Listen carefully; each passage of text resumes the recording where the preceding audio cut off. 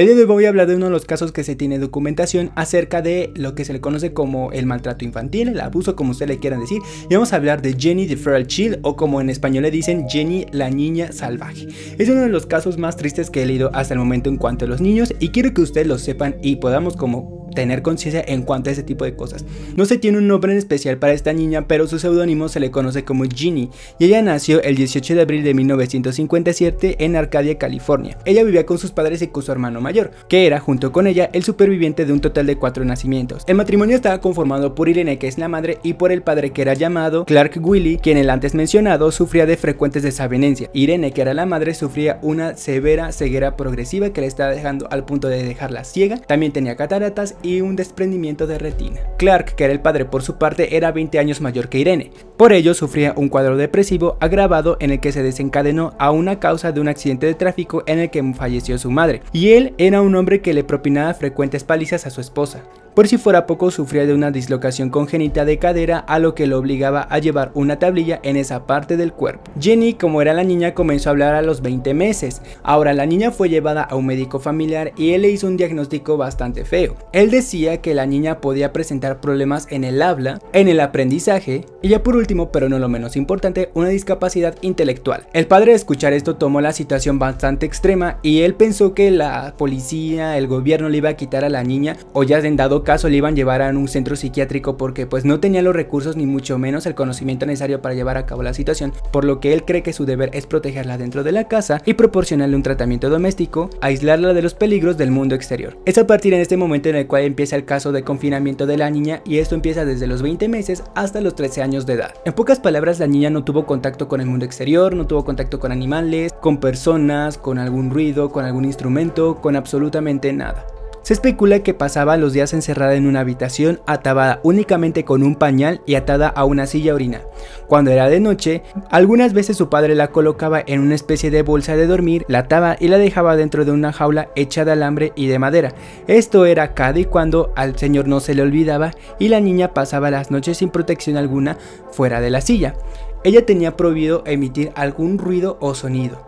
Por otro lado, si su padre se enteraba de que Jenny empezaba a hacer ruidos, lo que él hacía era golpearla, maltratarla, humillarla o en dado caso gritarle, o desde afuera de la puerta ladrar como un perro feroz para que la niña tuviese miedo y ya no emitiera algún ruido. Jenny tenía una situación bastante deplorable, no sabía ir al baño, no sabía comer, no sabía hablar, no sabía hacer absolutamente nada, esto durante el tiempo que estuvo confinada en ese lugar. Tomando en cuenta lo anterior, la alimentación de la niña también era bastante deficiente. Básicamente lo que consistía su dieta era en comida de bebé, cereales, huevos cocidos, todos los cuales se le eran proporcionados de manos sin algún entrenamiento. La habitación en donde estaba la niña era un cuarto completamente sellado, o sea, solamente había como una pequeña rendija, que es lo que vamos a ver más adelante. No tenía acceso a radio, televisión, teléfono, juguetes, algún material didáctico.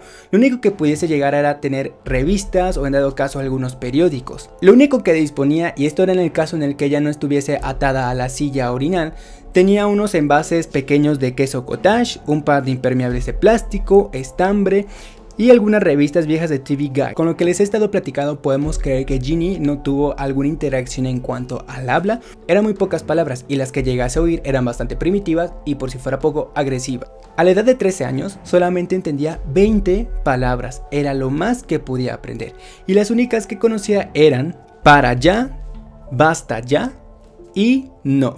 La situación de los demás integrantes de la casa, refiriéndome específicamente a la madre y al hijo, no era diferente a la situación comparándola como la de Jenny. Ellos también estaban confinados dentro de la misma y estaban vigilados por el padre. De vez en cuando se les permitía salir, y si lo hacía solamente era en el jardín en el que estaba, pues en la casita.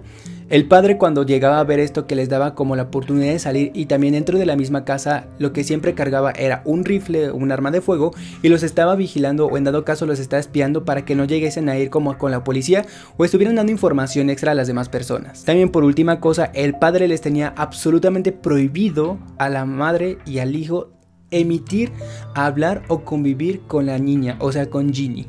Voy a regresarme a la habitación de Jenny para que podamos entender el contexto. Había un pequeño hueco en la parte superior de los vidrios que tenía el cuarto, por lo que Jenny posiblemente pudo haber escuchado música del piano con un vecino que solía ponerla, los aviones que pasaban, los autos, los niños que convivían, los juegos, etc.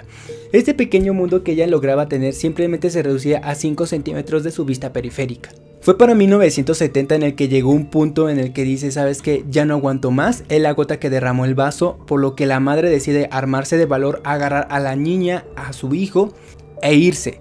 Como ella tenía una situación bastante precaria porque pues no tenía muy buena visión, lo que hace es huir con su mamá, o sea la mamá con su abuela. Debido a que la situación económica era paupérrima, por decirlo menos, no disponía de dinero para operarse y recuperar la vista. Por tal motivo, el 4 de noviembre de 1970, acudió a una oficina de beneficencia en Temple City a solicitar apoyo del estado de California. La trabajadora social que la atendió notó de inmediato que la niña que iba con ella usaba pañales, miraba puntos indefinidos en el espacio, estaba bastante delgada, desnutrida, sostenía sus manos como si estuviera apoyada en una barandilla imaginaria, además de que hacía ruidos infantiles.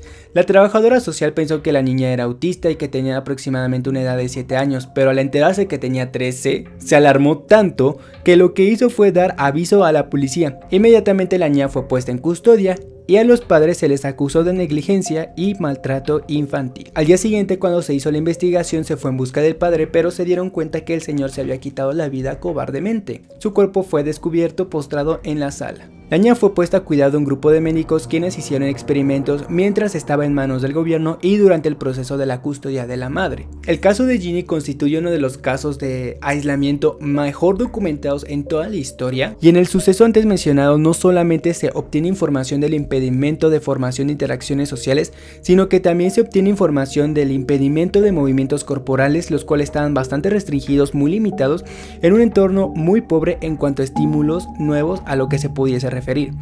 En el tercer día, cuando fue ingresada al hospital, la pequeña Ginny empezó a intentar vestirse sola, usar los servicios, mostraba gran interés en nombrar los objetos que captaban su atención, a los que señalaba hasta que alguien pronunciaba su nombre. Una vez creado el grupo de investigación, los científicos integrantes comenzaron a instituirla y aplicarle toda clase de pruebas relacionadas con el aprendizaje. Adquirió rápidamente un vocabulario con un ciento de palabras, pero apenas hablaba, y cuando lo hacía emitía las palabras en tonos muy agudos y cortos sin variación en tono, de manera que resultaba difíciles de comprender. Se sabía que sus padres la castigaban cuando hacía un ruido, y era imposible determinar si su falta de expresión oral se debía a un retraso de nacimiento o al abuso y al confinamiento que había sufrido previamente. En cualquier caso, los investigadores decidieron que no es posible desarrollar el lenguaje si es que no existen interacciones, lazos afectivos con otras personas, así que Ginny fue hospedada en una casa de acogida con el jefe de investigación. En el caso de Ginny se descubrió que la parte del hemisferio izquierdo del cerebro estaba casi inactivo.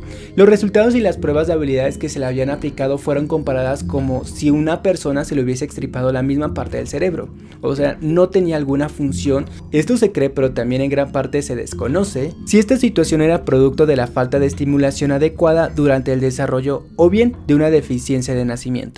Dejando de lado la imposibilidad de Ginny para poder desarrollar la sintaxis, la evaluación de los test referentes a las demás habilidades eran bastante satisfactorios, ya que cuando no era capaz de comunicar algo verbalmente, expresaba sus sentimientos y emociones con base a trozos de papel, de una complejidad y expresividad notables. Finalmente queda destacar que el comportamiento de Ginny en cuanto a las actitudes era igual como de un ser de entre 18 a 20 meses. Al tratar de un objeto era igual que un bebé, lo palpaba, lo mordía, lo trataba de observar, lo analizaba.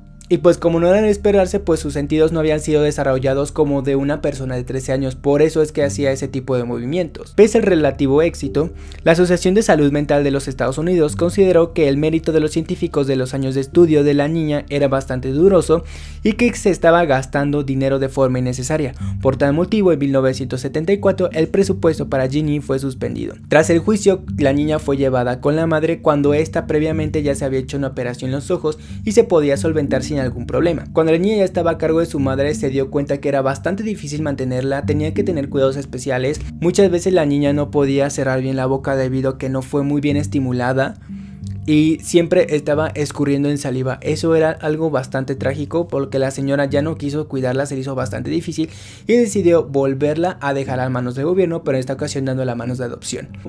Finalmente Ginny estuvo en varias casas con varias familias, aproximadamente estamos contando con 6 familias, en algunos de los cuales fue nuevamente maltratada, igual fue humillada, tenía muchísimo ruido. Las personas que la adoptaban tenían que estar conscientes de que iba a ser un cuidado de 24/7. Después de ser severamente castigada, puesto que un día llegó a vomitar y como la castigaron de una forma tan fea que le tuvo bastante miedo a volver a abrir la boca, y todo el trabajo que tuvieron con los médicos no sirvió de nada, volvió al inicio. Debido a la orden judicial que se tuvo a lo largo de todo esto, se sabe muy poco en la actualidad sobre Ginny. Se dice que en el año 2002 la madre falleció, y por otro lado el hermano que tuvo se dice que solamente estudió un año en la escuela preparatoria. Ginny se encuentra en una institución de cuidados para adultos ubicada cerca de Los Ángeles, California.